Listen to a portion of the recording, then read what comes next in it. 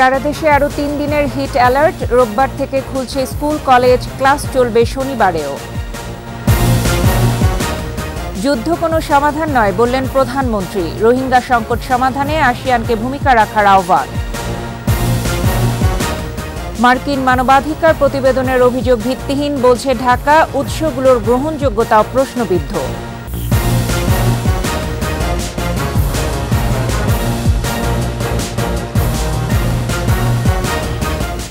শুনছিলেন first security ইসলামী bank PLC সংবাদ শিরোনাম। রাত 9টার 21 সংবাদে প্রত্যেককে আমন্ত্রণ জানাচ্ছি আমি ফারজানা আখি।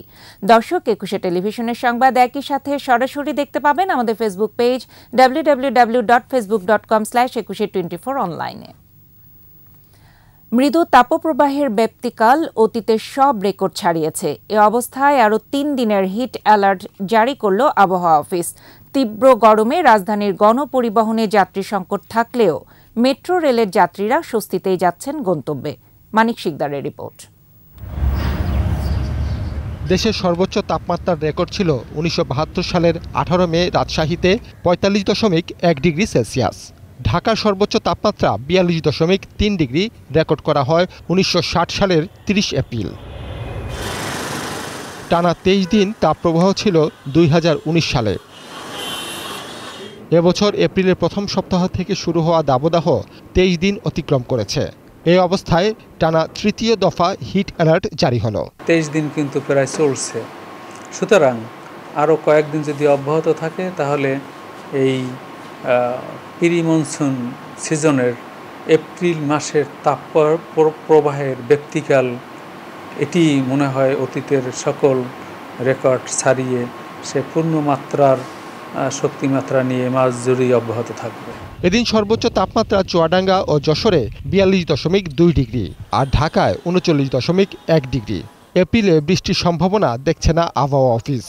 সিলেট বিভাগ এবং চট্টগ্রাম বিভাগের বজ্র ঝড় তৈরির প্রবণতা বৃদ্ধি পাবে এবং সেক্ষেত্রে সেন্ট্রাল পার্ট পর্যন্ত অর্থাৎ ঢাকার পূর্বাঞ্চল সহ আমাদের উত্তরাঞ্চল কিছুটা তাপমাত্রা কমে গিয়ে স্বস্তিদায়ক পরিস্থিতি তৈরি হতে পারে 2 তারিখের পরে। মৃদু থেকে অতি তীব্র তাপপ্রবাহে জনজীবনে নেমে এসেছে স্থবিরতা। দুর্ভোগে পড়েছেন শ্রমজীবীরা। আগে যেমন 5টা খেপ মারতাম, এখন 2টা খেপ মারলে আমরা অরণ হয়ে যাই। গরমে কুলান যাচ্ছে না, আমরা খুব কষ্টে আছি। রাজধানীর সড়কগুলো অনেকটাই ফাঁকা, গণপরিবহনেও যাত্রী সংকট। প্রচণ্ড গরম, যার কারণে আমাদেরই গাড়ি চালাইতে মন চায় না, যেটা ইনকাম করবো, আর যাত্রী উঠবে কিভাবে, মানাইতেছে না, যেরকম তাপমাত্রা অনেক গরম। তবে ব্যতিক্রম মেট্রো রেলে। উত্তরা ও মতিঝিল রুটের যাত্রীরা ভ্রমণ করছেন মেট্রো রেলে। আমার কিন্তু বাইক আছে, আমি ঢাকা শহরে মোটরসাইকেল নিয়েই ঘোরাফেরা করি। এই প্রচণ্ড গরমে আমি মোটরসাইকেল আমার অফিসে রেখে আমি কিন্তু মেট্রো রেলে আসছি। এমনি বাসে আসলে তো জ্যামে পড়ে থাকতে হবে, আবার গরম অনেক, এখানে তো এসির মধ্যে চলে আসতেছি, অবশ্যই ভালো। স্বল্প সময়ে গন্তব্যে পৌঁছানো এবং শীতাতপ নিয়ন্ত্রণ ব্যবস্থা থাকায় স্বস্তি মিলছে মেট্রো যাত্রীদের। গরমের কারণে অনেক উপকার হইতেছে, যেরকম এসি আছে, এসির কারণে আমরা দাঁড়ায় হোক তাও আমরা আসতে পারতেছি, অত কষ্ট হইতেছে না। রাস্তায় জ্যামের কারণে বা কত গরম বাহিরে, ওই কষ্টটা হইতেছে না। যে প্রচণ্ড গরম, তাতে করে যদি মেট্রো রেলে ভিড়ের মধ্যে দাঁড়িয়েও থাকি তাও কিন্তু অনেক ভালো। এদিকে রাজধানীর হাসপাতালগুলোতে গরমজনিত রোগীর ভিড় বাড়ছে। পর্যাপ্ত বিশুদ্ধ পানি পান ও অসুস্থ বোধ করলে চিকিৎসকের শরণাপন্ন হওয়ার পরামর্শ স্বাস্থ্য বিশেষজ্ঞদের। মানিক শিকদার, 21 টেলিভিশন, ঢাকা। এদিকে তাপপ্রবাহ চললেও আর ছুটি না বাড়িয়ে 28 এপ্রিল থেকেই খুলছে স্কুল, কলেজ। ক্ষতি পোষাতে শনিবারও শ্রেণী কার্যক্রম রাখার সিদ্ধান্ত নিয়েছে মন্ত্রণালয়। অ্যাসেম্বলি সহ শিক্ষার্থীদের শ্রেণীকক্ষের বাইরে সব কার্যক্রম বন্ধ রাখার নির্দেশ দেওয়া হয়েছে। প্রণব চক্রবর্তী রিপোর্ট। ভয়াবহ দাবদাহে পুড়ছে দেশ। দেশের বিভিন্ন স্থানে পারদ উঠেছে 42 ডিগ্রি সেলসিয়াসের ওপরে। প্রচণ্ড গরমে গেল 1 সপ্তাহ বন্ধ শিক্ষা প্রতিষ্ঠান। তাপপ্রবাহ কমার কোনো লক্ষণ এখনও নেই। নতুন করে আরও 1 দফা হিট অ্যালার্ট জারির মধ্যেই শিক্ষা মন্ত্রণালয় জানালো 28 এপ্রিল রোববার থেকে খুলছে স্কুল, কলেজ। শিক্ষা মন্ত্রণালয়ের ব্যাখ্যা, দেশের সব স্থানে তাপমাত্রা সমান নয়, তাই গেল এক সপ্তাহে শিক্ষার্থীদের ক্ষতি পোষাতে 4 মে থেকে শনিবারও শ্রেণী কার্যক্রম চালাতে চায় মন্ত্রণালয়। তবে অ্যাসেম্বলি সহ শ্রেণীকক্ষের বাইরে শিক্ষার্থীদের কোনো কার্যক্রম না রাখার নির্দেশনাও দিয়েছে শিক্ষা মন্ত্রণালয়। ঈদুল ফিতর ও নববর্ষের দীর্ঘ ছুটি শেষে 21 এপ্রিল শিক্ষা প্রতিষ্ঠান খোলার কথা ছিল। তবে তাপপ্রবাহের কারণে শিক্ষা প্রতিষ্ঠান এক সপ্তাহের জন্য ছুটি দেয়া হয়। প্রণব চক্রবর্তী, 21 টেলিভিশন, ঢাকা। যুদ্ধ কখনো কোনো সমাধান দিতে পারে না উল্লেখ করে যুদ্ধ বন্ধে বিশ্ব নেতাদের প্রতি আহ্বান জানিয়েছেন প্রধানমন্ত্রী শেখ হাসিনা। ব্যাংককে ইউএনএসক্যাপের ৮০তম সম্মেলনে রোহিঙ্গা সংকট সমাধানে আসিয়ানের কার্যকর ভূমিকাও আশা করেন প্রধানমন্ত্রী। বিস্তারিত জানাচ্ছেন আকবর হোসেন সুমন। থাইল্যান্ডের প্রধানমন্ত্রী শ্রেথা থাভিসিনের আমন্ত্রণে বাংলাদেশের প্রধানমন্ত্রী শেখ হাসিনার 6 দিনের রাষ্ট্রীয় সফর। ব্যাংককে এশিয়া ও প্রশান্ত মহাসাগরীয় বিষয়ক জাতিসংঘের সামাজিক ও অর্থনৈতিক কমিশন ইউএনএসক্যাপের ৮০তম সম্মেলনে যোগ দেন তিনি। সম্মেলনে রাশিয়া, ইউক্রেন ও ইসরায়েল প্যালেস্টাইন যুদ্ধের ভয়াবহতা তুলে ধরে যুদ্ধ বন্ধের আহ্বান জানান প্রধানমন্ত্রী Sheikh Hasina. Preconditions for sustainable development is lasting peace and security. We must settle regional disputes and tension through dialogue. Our mutual respect for national sovereignty and territorial integrity must remain paramount. We must speak out against all forms of aggression and atrocities and say no to war. Rohingya সংকট ও মিয়ানমারের অভ্যন্তরীণ সংঘাত নিয়ন্ত্রণে আসিয়ানকে ভূমিকা রাখারও আহ্বান জানান বঙ্গবন্ধু কন্যা। The Rohingya repatriation process is also getting delayed. This is creating serious security risk within and beyond our territories. I take this opportunity to call upon the Asia-Pacific region, especially ASEAN, to play a proactive role in resolving the volatile situation in Myanmar. We must ensure that the Rohingyas can go back home in safety and dignity and the earliest possible. এ সফরে বাংলাদেশ থাইল্যান্ডের মধ্যে জ্বালানি ও পর্যটন সহযোগিতা সহ পারস্পরিক সম্পর্ক বাড়াতে একটি চুক্তি ও 4টি সমঝোতা স্মারক আগ্রহপত্র স্বাক্ষরিত হবে। Akbar Hossain Suman, 21 television.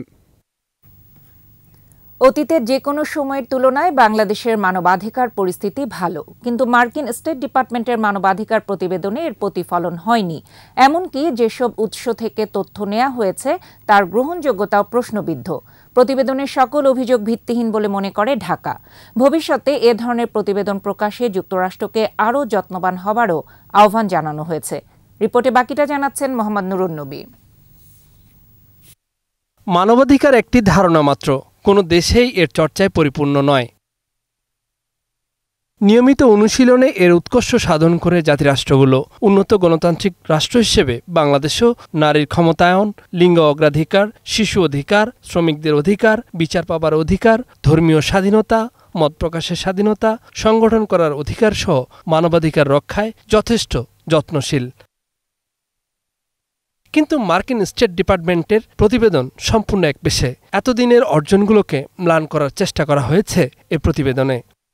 Achievements of the government have not been acknowledged in the report. On the other hand, isolated and unfounded allegations continue to be flagged as part of a systematic trend. দ্বাদশ জাতীয় সংসদ নির্বাচনে নিবন্ধিত 40টি রাজনৈতিক দলের মধ্যে 28টির অংশগ্রহণ, 42% মানুষ ভোটাধিকার প্রয়োগ করেছে। কোনো সহিংসতা না হলেও এ নির্বাচনকে একপাক্ষিক নির্বাচন বলবার চেষ্টা করা হয়েছে। আবার জানমাল রক্ষায় আইনশৃঙ্খলা বাহিনী শান্তি বজায় রাখতে পেশাদারিত্বের সাথে দায়িত্ব পালন করলেও এর সমালোচনা করা হয়েছে প্রতিবেদনে। One of the gross missing elements in the report is about the systematic campaign launched last year by the anti-state and anti-government elements during the lead up to the 12th national elections in order to create unrest, violence and anarchy under different pretexts and using diverse interest groups. সাজাপ্রাপ্ত বিএনপির chairperson পরিপূর্ণ আইনগত সুবিধা পেলেও প্রতিবেদনে ভিত্তিহীনভাবে গৃহবন্দী করার অভিযোগ করা হয়েছে। এতে পুরো প্রতিবেদনের গ্রহণযোগ্যতা নিয়ে প্রশ্ন তুলেছে Dhaka. The report tends to omit or neglect substantive evidence or information shared with the US authorities on individual cases. For instance, ফিলিস্তিনের গাজায় নারী শিশু হত্যা, নির্বিচারে গণহত্যা সহ মানবাধিকার লঙ্ঘনের ঘটনা ঘটলেও তা নিয়ে কোনো উচ্চবাক্য হয় না।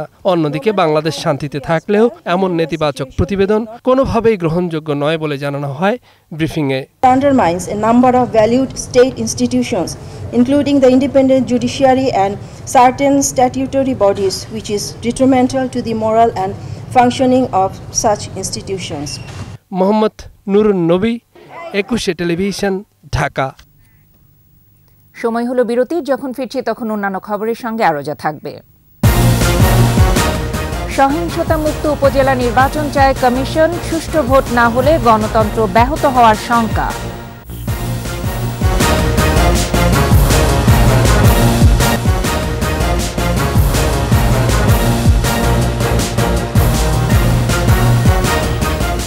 দেখছেন রাত ৯টার ২১ সংবাদ।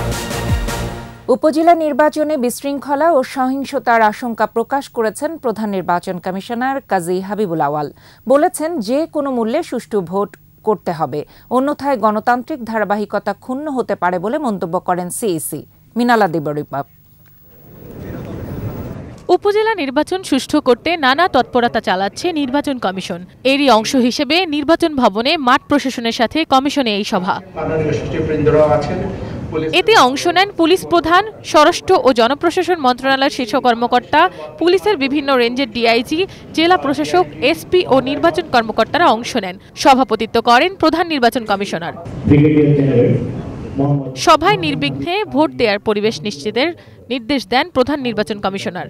আসন্ন নির্বাচনগুলো, উপজেলা পরিষদের নির্বাচনগুলো, আরো যদি কোনো নির্বাচন থেকে থাকে, ইউনিয়ন কাউন্সিল ছোট ছোট, সেগুলো যেন সুন্দর সুষ্ঠুভাবে হয় এবং আমরা যেন এই জিনিসটাকে প্রতিষ্ঠিত করতে পারি যে বাংলাদেশে গণতন্ত্র আছে। গণতান্ত্রিক ধারাবাহিকতা ক্ষুণ্ণ যেন না হয়, সেজন্য যে কোনো মূল্যে সুষ্ঠু নির্বাচন করার কথা বলেন সিএসি। আমরা ব্যর্থ হই তাহলে আমাদের যে গণতন্ত্রের যে অগ্রযাত্রা, যেটা দৃষ্টান্ত আপনারা প্রতিষ্ঠিত করেছেন বিগত 7ই মার্চের সাধারণ নির্বাচনে, সেটাও ক্ষুণ্ণ হয়ে যেতে পারে। আমাদের নির্বাচনের মধ্যে হয়ে থাকে, পরে মাঠ প্রশাসনের কর্মকর্তাদের কথা শুনে নির্বাচন কমিশন। আপনাদের বক্তব্য আমাদের শুনতে হবে। মিনালা দিবা, 21 টেলিভিশন, ঢাকা। চট্টগ্রাম প্রকৌশল ও প্রযুক্তি বিশ্ববিদ্যালয় চুয়েট অনির্দিষ্টকালের জন্য বন্ধ ঘোষণা প্রত্যাখ্যান করেছে আন্দোলনরত শিক্ষার্থীরা। বিকেলে বিশ্ববিদ্যালয় একাডেমিক কাউন্সিলের সভায় ক্যাম্পাস বন্ধ করার সিদ্ধান্ত হয় এবং ছাত্রদের বিকেল 5টা এবং ছাত্রীদের শুক্রবার সকাল 9টার মধ্যে হল ত্যাগের নির্দেশ দেয়া হয়। তবে সংবাদ সম্মেলনে শিক্ষার্থীরা জানিয়েছে তারা হল ত্যাগ করবে না। সড়ক দুর্ঘটনায় 2 সহপাঠী নিহত হওয়ার ঘটনার জের ধরে 4 দিন ধরে উত্তাল চুয়েট ক্যাম্পাস। প্রত্যেকটা হলের বিদ্যুৎ এবং পানির লাইন কেটে দেওয়া হয়েছে। তো এরকম সিচুয়েশনে আমরা আসলে অসহায়। আমরা শিক্ষামন্ত্রী এবং মাননীয় প্রধানমন্ত্রীর কাছে আমাদের আসলে আশ্রয় চাই। আমরা আমাদের এই অসহায়ত্বের সময় বিশ্ববিদ্যালয় প্রশাসনের একটা অযৌক্তিক সিদ্ধান্ত, আমাদের আন্দোলনকে ভিন্ন খাতে প্রসারিত করার একটা সিদ্ধান্ত। এই হল ব্যাকেন্ড আমরা মারি না। ব্যবসা বাণিজ্যের খবর।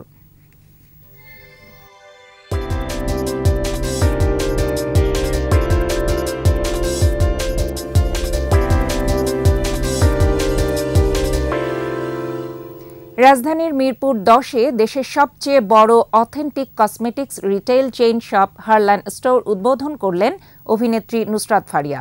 এ সময় তিনি বলেন, ভেজাল মুক্ত কসমেটিক্স পণ্য দেশের সব ধরনের মানুষের কাছে পৌঁছে দিতে নিরলসভাবে কাজ করছে এই ব্র্যান্ড। এখানে মিলবে নিয়ল, লিলি, হারল্যান্ড, সিওডিল এবং বেইজো স্কিনের মতো অথেন্টিক প্রোডাক্ট। এর বাইরে টালক্স, অরিক্স, এক্লন সহ হোম কেয়ার পণ্য পাওয়া যাবে এখানে। এছাড়া দেশব্যাপী চলছে হারল্যান্ড অথেন্টিক বিউটি কার্নিভাল। এই ক্যাম্পেইনে পণ্য কিনে রিমার্ক হারল্যান্ডের ডিরেক্টর মেগাস্টার শাকিব খানের সাথে সরাসরি দেখা করার সুযোগ পাবেন ক্রেতারা। ইতোমধ্যেই এই সুযোগ পেয়েছেন সৌভাগ্যবান বিজয়ীরা। আর এর সাথে শেষ করছি রাত ৯টার ২১ সংবাদ। তবে যাবার আগে ফার্স্ট সিকিউরিটি ইসলামী ব্যাংক পিএলসি সংবাদ শিরোনামগুলো জানাচ্ছি আরও একবার। সারা দেশে আরও ৩ দিনের হিট অ্যালার্ট। রোববার থেকে খুলছে স্কুল কলেজ, ক্লাস চলবে শনিবারেও। যুদ্ধ কোনো সমাধান নয় বললেন প্রধানমন্ত্রী। রোহিঙ্গা সংকট সমাধানে আসিয়ানকে ভূমিকা রাখার আহ্বান। এবং মার্কিন মানবাধিকার প্রতিবেদনের অভিযোগ ভিত্তিহীন বলছে ঢাকা, উৎসগুলোর গ্রহণযোগ্যতাও প্রশ্নবিদ্ধ।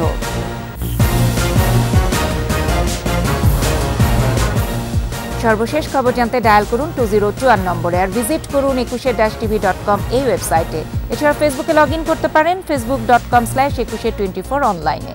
পরবর্তী সংবাদ রাত 11টায় দেখার আমন্ত্রণ রইল। 21-এর সাথেই থাকুন।